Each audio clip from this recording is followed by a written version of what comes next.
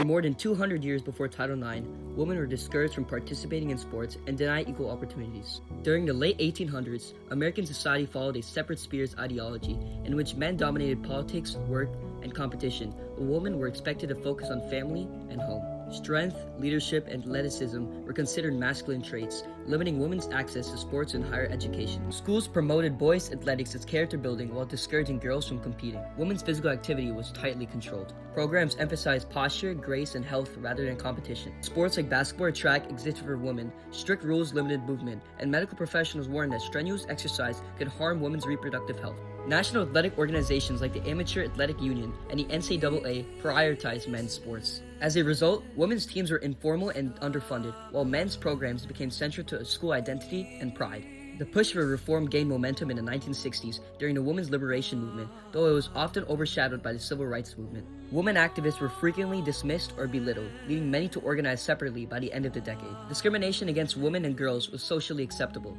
Girls grew accustomed to poorly funded athletic programs, as women's sports received only about 2% of athletic budgets, and many schools offered no funding. No colleges provided athletic scholarships for women, and even elite athletes were excluded. Donna de Verona, the youngest swimmer at the 1960 Summer Olympics, was unable to compete in college because women's scholarships did not exist. As federal funding for education expanded, Congress gained the power to address discrimination. Women's rights activists pushed for equality through legal action. Bernice Sandler, working with the National Organization for Women, filed over 200 complaints against colleges that denied women equal opportunities. Along with Congresswoman Edith Green and Senator Birch Bayh and Congresswoman Patsy Mink, she helped frame gender inequality as a civil rights issue, leading to the introduction and passage of Title IX, a landmark step toward equality in women's education and athletics.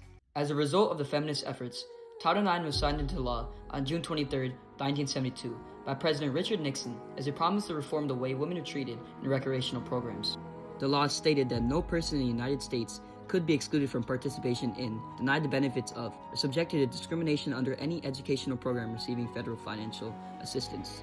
Title IX represents a true revolution as it brought wide-reaching change not only in how school athletics were organized, but also in how Americans understood women's abilities and roles in sports.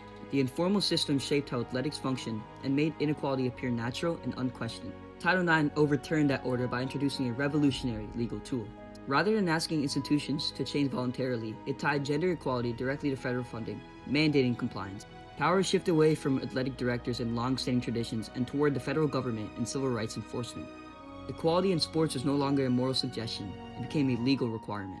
This mandate triggered a reorganization of athletic systems nationwide. Schools were compelled to add women's teams, reallocate budgets, expand coaching staffs, and integrate women fully into athletic departments. Women's sports became varsity-level programs, fundamentally transforming the structure of school athletics to being inclusive.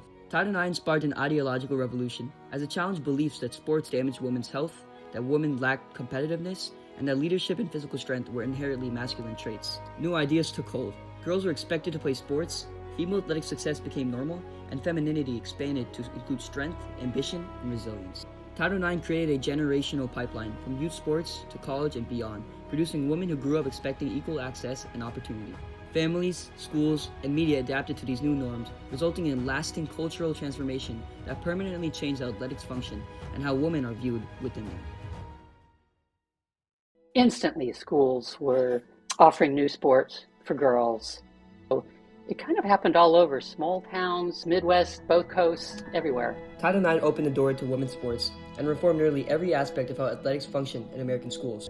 One of the most significant reforms included participation and access. Schools receiving federal funding were required to provide athletic opportunities and treatment for women equal to those offered to men. The U.S. Department of Education mandated how effective the schools are in accommodating the interests of female students by accessing participation levels, where numbers of the underrepresented sex are, and how the schools can help them. They also introduced 3 ways of complying to Title IX with the 3-prong test. The first prong is to have substantial proportionality. The second prong is to show a continuing increase of sports-related opportunities for women. The third prong is to meet the interests of the underrepresented sex by supplying athletic opportunities that fit their interests and abilities. This led to the creation of thousands of new girls and women's sports teams at the high school and now at the college levels. These standards also led to a dramatic increase in female participation and permanently altered the structure of school athletics. Title IX also transformed athletic scholarships. For the first time, women were eligible to receive full athletic scholarships, with schools required to distribute scholarships equally based on participation. This reform expanded access to higher education for female athletes and made college sports a realistic pathway for women from diverse backgrounds. Schools were required to provide women equal access to equipment, facilities, coaching, medical services, and travel accommodations. Athletic departments had to reallocate budgets from male-only priorities and towards supporting women's programs. Organizations like the Office of Civil Rights and other women organizations made sure Title IX was reflected all over the country. Schools established Title IX compliance offices, data collection, and reporting systems to monitor participation and spending. Women's sports became professionalized, with paid coaches and training staff, and were fully integrated into athletic departments, rather than treated as side programs. Protections expanded to address pregnancy discrimination and sexual harassment within sports environments on campuses. Title IX sparked cultural and ideological reform. It challenged beliefs that women were too weak for competition and redefined femininity to include strength and competitiveness. Over time, women's athletic success became normalized and celebrated. The passage of Title IX sparked a powerful wave of reaction across the nation. Many schools resisted change, not by openly rejecting the law, but minimizing compliance and searching for loopholes. If we have to give a good chunk of money to the women's programs, it's going to reduce our program, and then therefore we'll have lower revenues. It'll destroy education for every student. Coaches and administrators often justified resistance by citing budget constraints or claims that girls lacked interest in sports. Lawmakers proposed amendments to weaken the law, like the Tower Amendment, which sought to exempt revenue-producing sports like football and basketball from Title IX, as equal funding can hurt the viability of these programs. Major athletic organizations lobbied against strict enforcement, warning that women's sports would drain funding from men's programs. Lawsuits alleging reverse discrimination were also filed, such as Grove City College versus Bell, as they felt the aid they received wasn't enough. Yet federal courts consistently upheld Title IX, reinforcing equality in athletics as a civil rights issue. At the same time, women's reactions to Title IX were emotional. Athletes who had grown up with limited access to teams, facilities, and coaching suddenly saw doors open. Billie Jean King, a former world #1 tennis player, praised Title IX as a turning point that allowed girls to compete seriously rather than recreationally.